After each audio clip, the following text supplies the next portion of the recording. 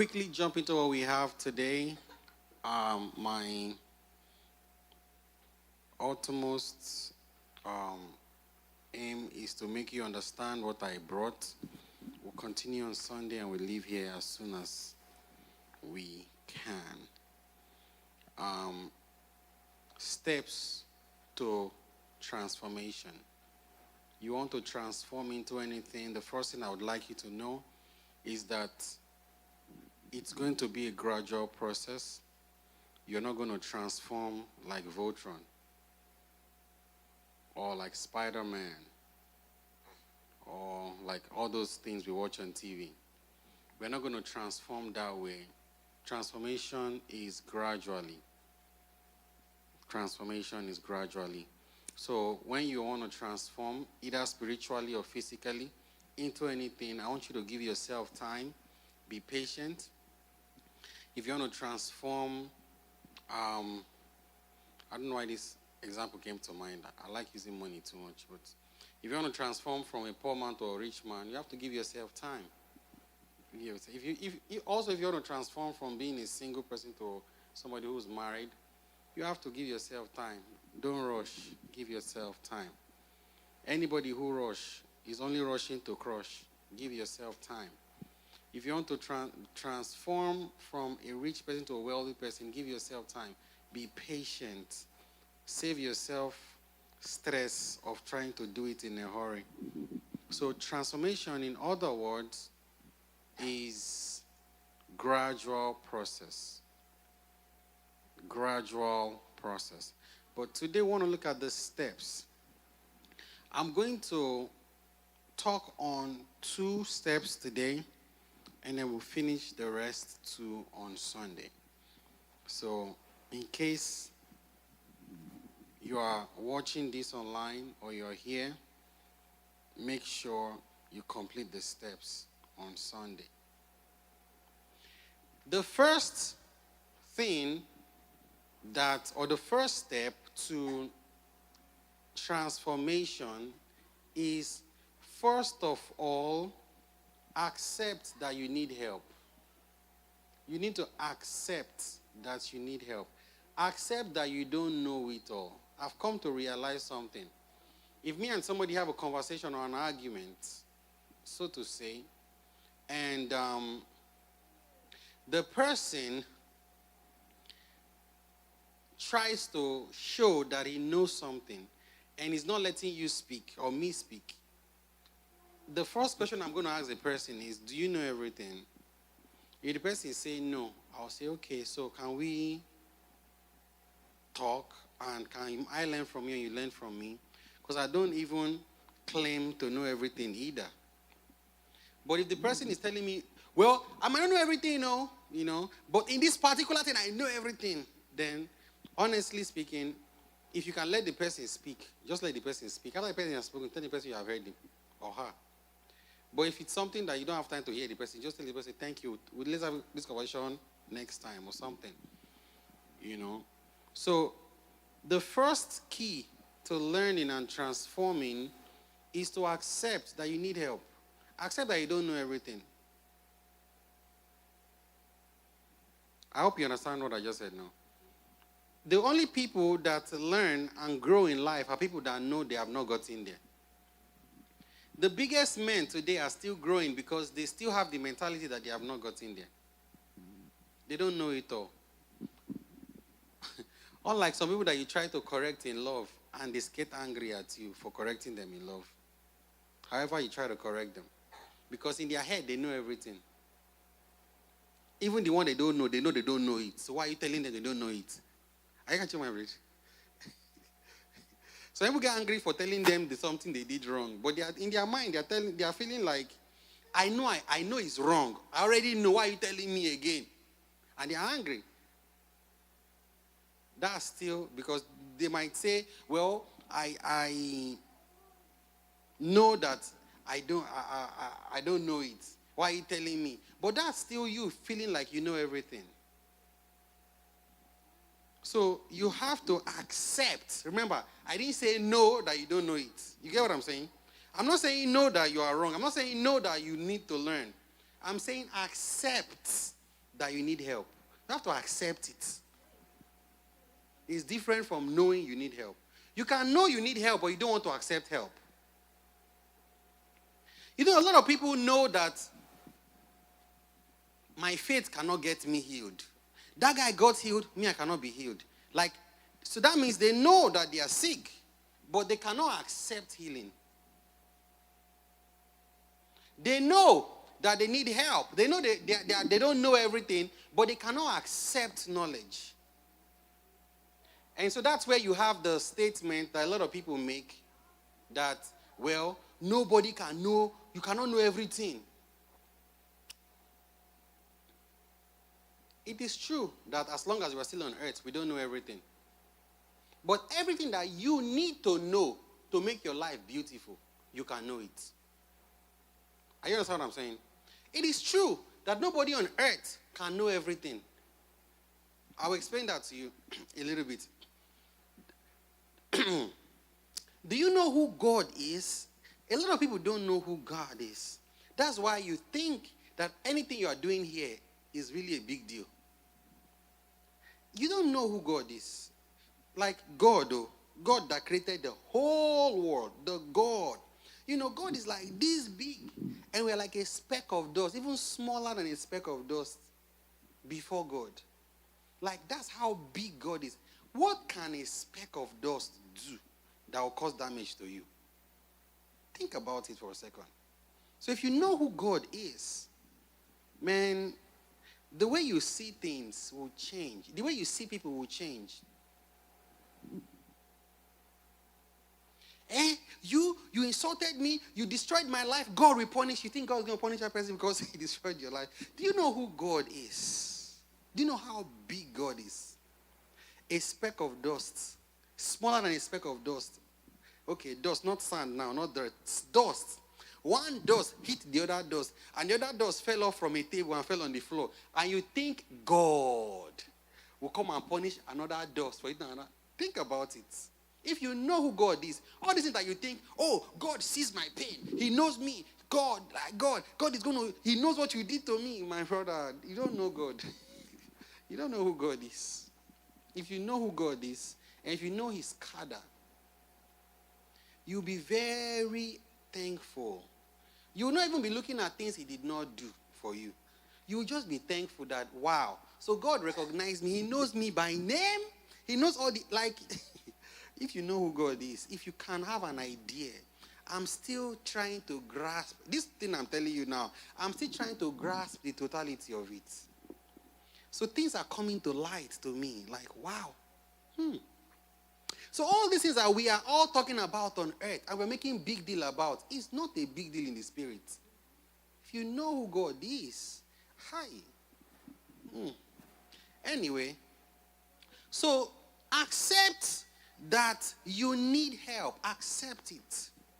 Accept that you need help. Let me explain what I'm talking about by accept that you need help, right? What can I use now? You know, have you ever argued with somebody about something? And then maybe weeks later, you felt sick and weak and you couldn't do anything. And that same person you have a problem with came to assist you. How will you become so helpless in the person's arm? Think about it for a second. You had a problem with maybe your brother, your sister, your uncle, your auntie, your friend, and you were going at it, and you were like really angry with the person. You guys are going back and forth and back and forth and back and forth, and in your mind, this person can never be there for me, blah, blah, blah, blah, blah, you know, and whatever the argument is. But few months later, you were so helpless and down, and the same person that you were having arguments with is the same person helping you, and it was the same thing you guys were arguing about, he was helping you for. Do you know how you will just release yourself to that help? That's what I'm talking about, to accept help. Accept that you need help. And he might have been telling you then that you need help. You need help. You say, no, don't tell me. I can do it. And in that time, help come.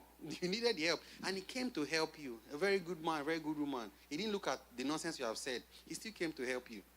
the way you're going to release yourself to that help, and you start looking at yourself like, wow, thank God this man is here, or thank God this woman is here. That's what I'm talking about, accepting help.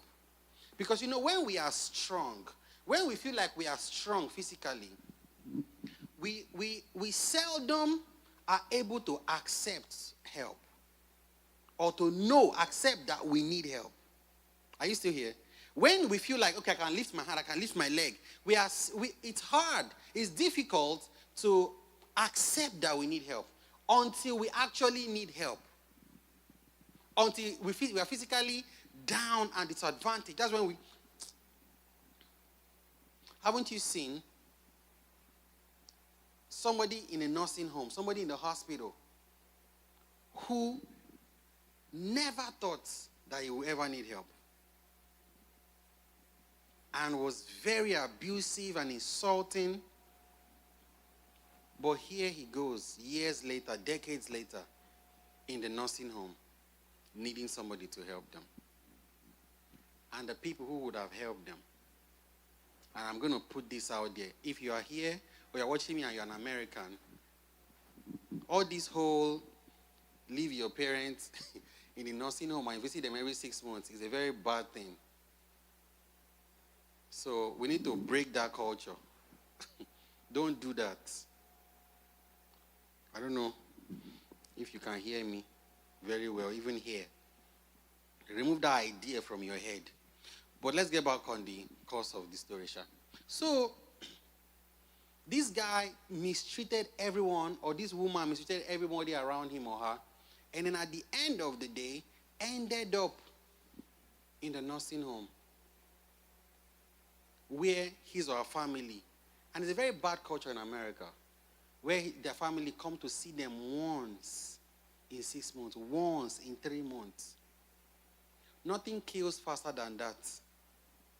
You understand what I'm saying? Nothing kills faster than that.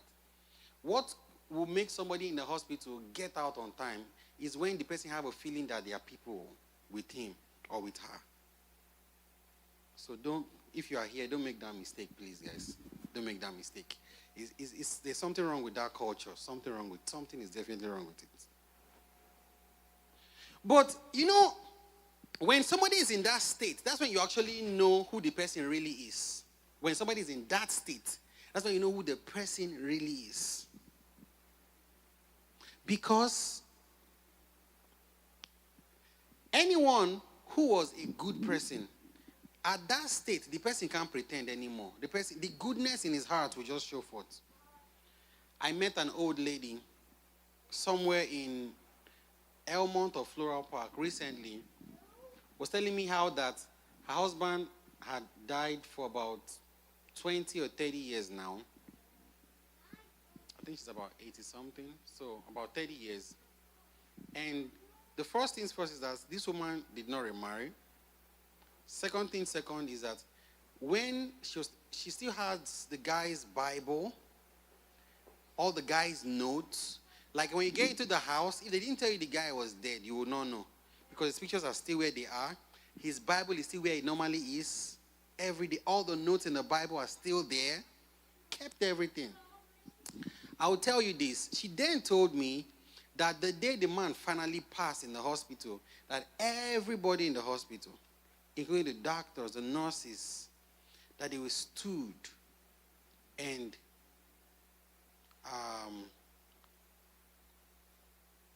just recognized that somebody, and they were crying. That's the word. Why? Because the man, at that point, he could not pretend. He was still good. He would buy them lunch. He would still talk with them. He would still advise them. He's one on his sick bed, but he's still the one advising them. He was just a good man.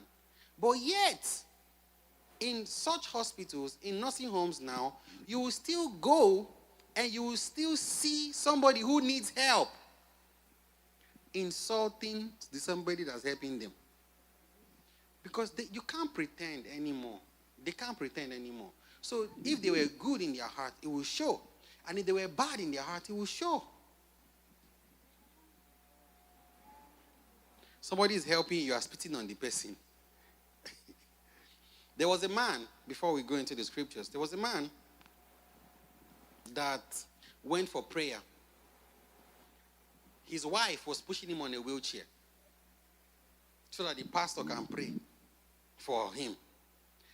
And right in front of the pastor, maybe the wife did not push him well or on time. The man now hit his wife. He's the one on the wheelchair. He's the one hitting his wife that pushed him to come and get healing. So the pastor, the man of God, recognized that this guy is not ready. This one, remember I told you, what did I tell you on Sunday? Clear your mind and pray. God will answer you. Clear your mind. See, God, it doesn't answer one and leave the other. It is us that's not making him answer us.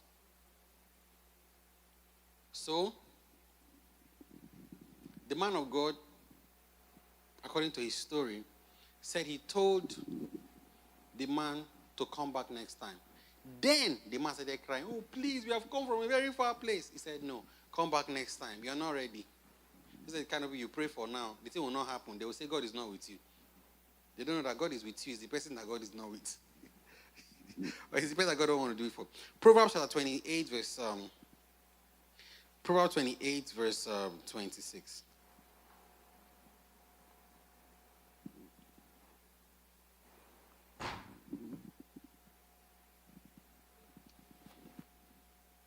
I'm using the Message translation.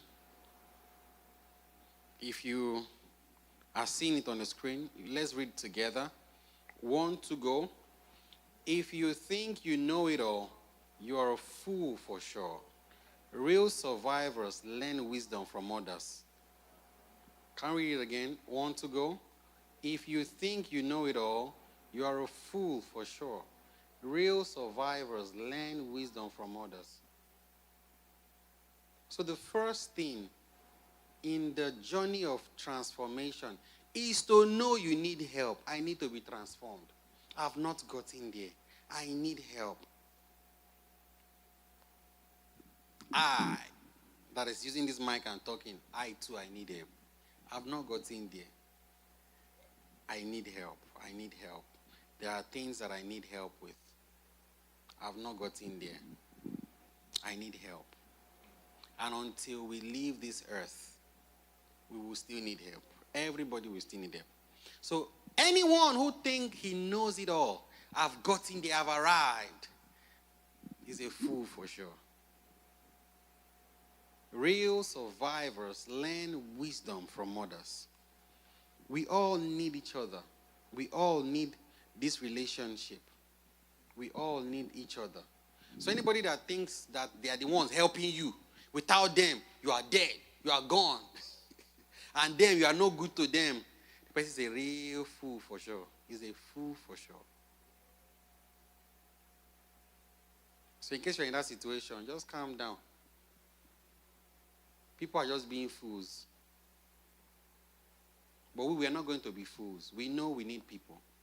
We know we need relationship. Now,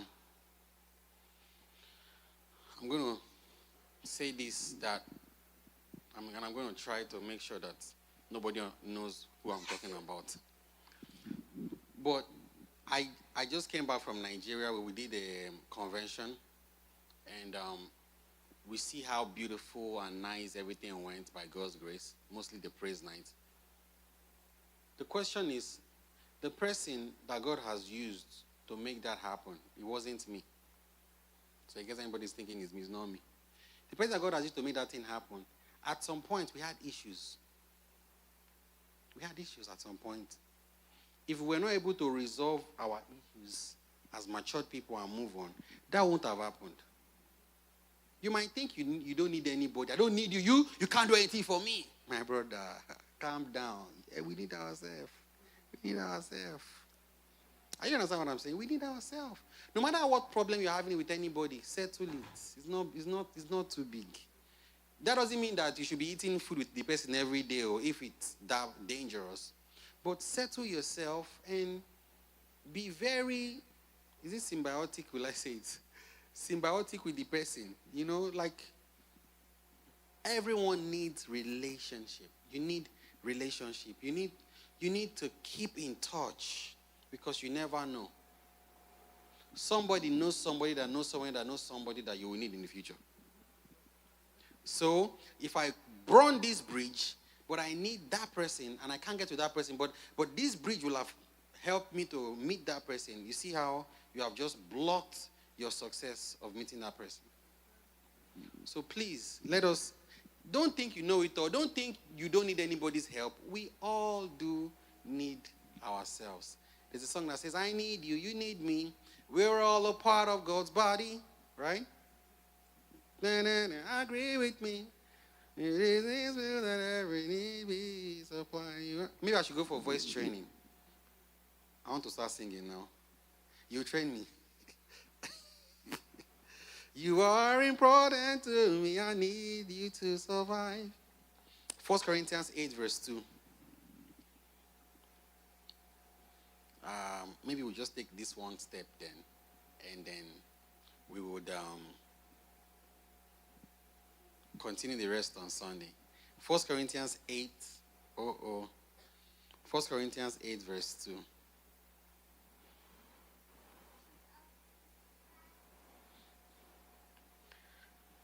Okay. This one says, and if anyone thinks that he knows anything, he knows nothing yet as he ought to know. Anybody that thinks he knows, I know how to transform myself, I will just do this and do this and do this and do this and do this and I will transform myself. Okay. If you know it and you have not done it since, you know it and you have not done it since, Abby.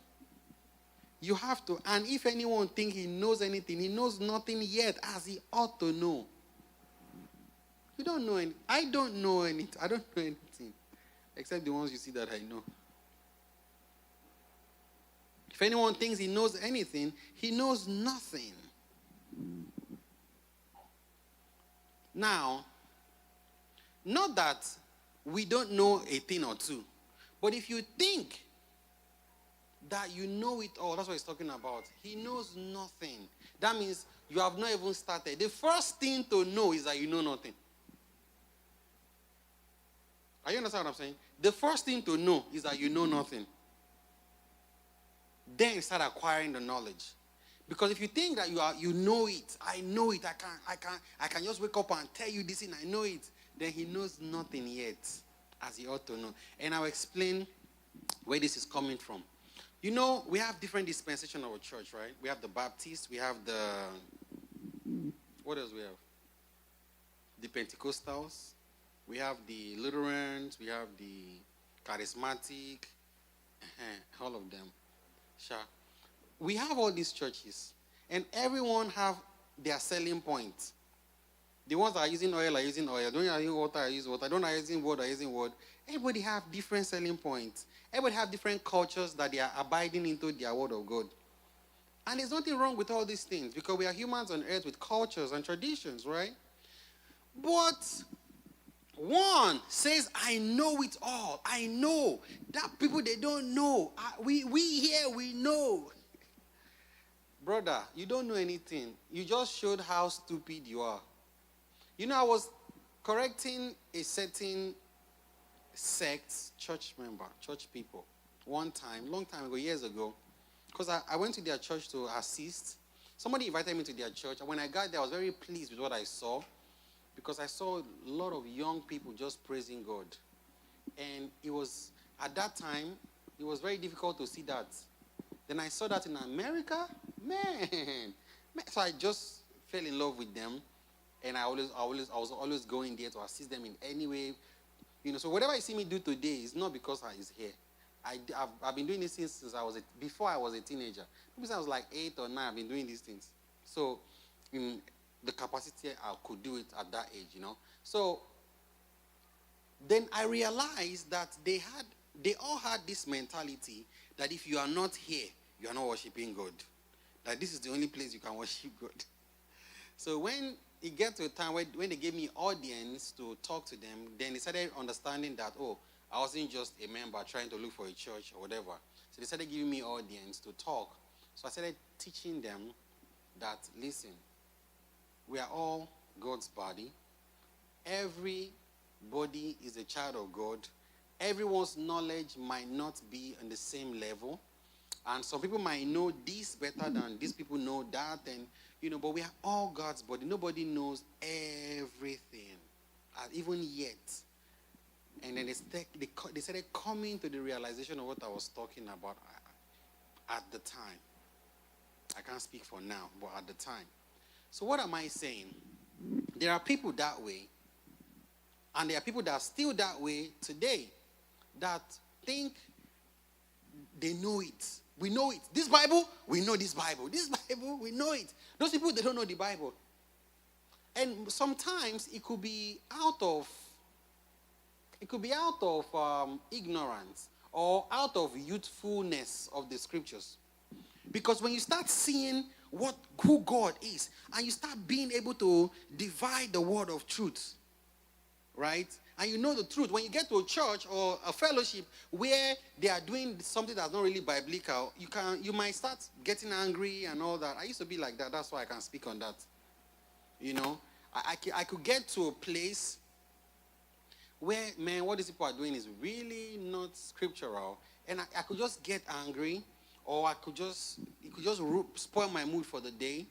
But as I started becoming matured, and I realized that even if you take me to a place, as long as they are calling God, as long as they are calling God, it doesn't matter what level they are on, whatever they know, I will join them. It's the same God all of us are calling. I will join them and worship God together.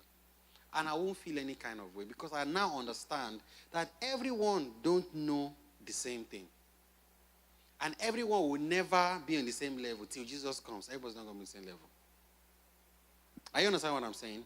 So, don't ever think that you know it. I know it. I know how I can do it.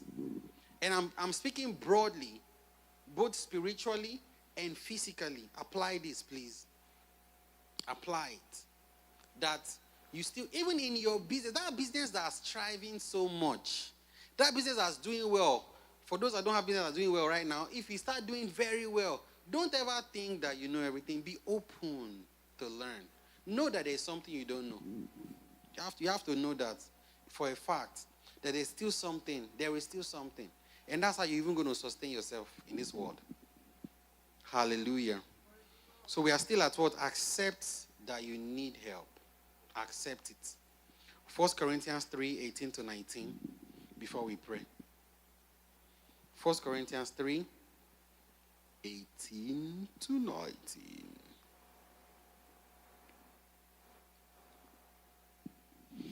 Okay.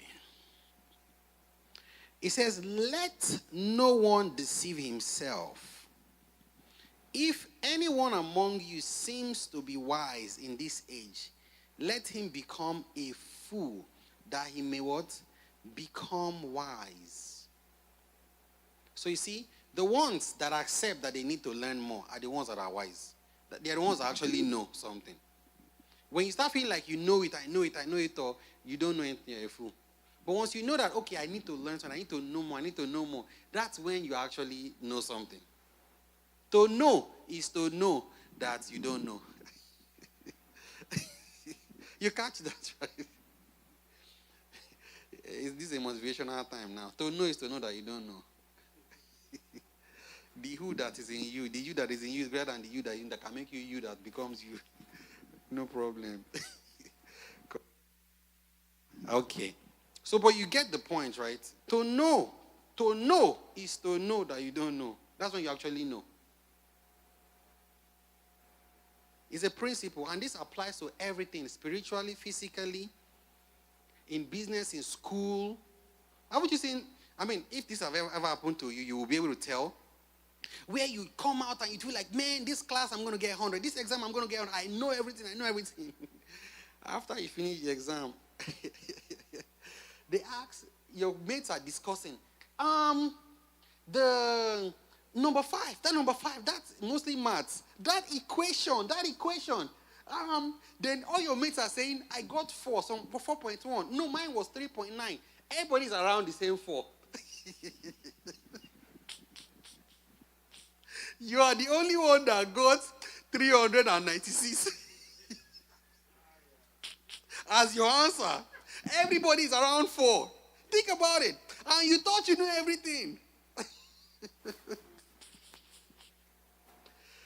Now, this what I'm saying is true. It's true. And when they say, but what about you? Your answer, you just turn around goes. Because you know if you tell them 396, they're going to be like, were you in class when they were teaching that? but you thought you knew it all. You see what I'm saying, right? But if you know you don't know, you are able to learn. You're able to be like, okay, all right, there's exam tomorrow. I've covered everything, but I still feel like, and then you still, and people who behave like I'm just explaining to you, those people, I don't know how they make A's in their exam. They just be passing exams. But I'm like, but you say you don't know it. But you say you don't know it. I say, no, yeah, I don't know it. I really don't know it. But I'm just studying. And that applies to life too. Let no one deceive himself. If anyone among you seem to be wise in this age, let him become a fool, that he may become wise. Verse 19. For the wisdom of this world is foolishness with God. For it is written, he catches the wise in their own craftiness. Listen, God is the one who created the world. God is the one who has the manual. Let me explain this shortly, then we'll pray. Because we're going to end here. We are ending in a topic, know that you need help. First step. I used to like going to auction to buy cars. And then, when you get cars from auction, and there's nothing wrong with it, you will just find a very cheap mechanic on the roadside that will just quickly fix it, and then you're on. You don't even know when it's time to service it. You don't know. One time you know service is when there's too much smoke coming out, or you check the oil is black now. Okay, like there's no measurement to service. Then you realize that you spent more money on an auction car after 2-3 years than if you went to buy a new car. But guess what? If you also bought a new car and you went to a roadside mechanic and you were just doing the car anyhow without following manual, what will happen? The car will do you the same way. It doesn't matter where you got the car from. What I'm trying to get at is that God is the one who created us. So he's the one that has the manual for our success. He's the one that has the manual for our good life. He has the manual to help us live the best life. So if you think that you are wise of the world, like you carry that car, you want to go and buy. If you think you are wise, world wise, then for the wisdom of the world is foolishness with God. So if you are world wise and you want to go shortcut without God to achieve what you want to achieve, it's foolishness with God. For it is written, he catches the wise in their own craftiness. So it's always good, my point is, before we pray, it's always good to go back to the manufacturer. It's always good to go back to the person who created it to seek for help, to get the knowledge. And you see why I brought this up on Sunday. I'll give you another one. So when I got my car, the Tacoma, one day, maybe I was on the phone or something. I can't remember. And I was going to take an exit, but I didn't take it on time. And once I took it, I bumped on the cornerstone of the road. And then the tire busted. So I changed the spare. The spare is not really a spare. It's like a donut tire. So I went to the Toyota company to get the tire. But the price they were giving me, I'm like, for tire. To buy tire like $20, $30 from all those used tire. I'm like, tire is $240. I can't remember exactly how much, but let's just assume. And so I wanted to just do it because, it's a nice car. So let's just put the original tire. I didn't do that. They didn't have the tire, or they were giving me a run around. So I'm like, don't worry. I'm just going to go to the roadside guy and get the tire. So I went to the roadside guy and actually got a new tire. It's not a used tire. A new tire, how much? I think they charged me $100 or $120. So you see, in my mind, I'm like, 120. I'm even saving money. Look at these people. Brothers and sisters, that new tire, in about 2 or 3 months, some few months to be exact, or not to be exact, when I saw the tire I bought for 120, half the price, that tire is gone. Is begging me for a new one. The one that was there before I got that one, that came with the car. See? That's why it's always good to go back to the owner. Because the old one, the tread are still there. So I'm like, okay, that's why it's good to just spend the money right and get the right stuff. So what I'm saying is, if you try to cut corners from the right step to take, it might look like you got the answer initially, but the truth is you did not. Eventually, time will tell. It's only time that tells. Anyway, let's take this home. Let's just know that we need help in transformation first.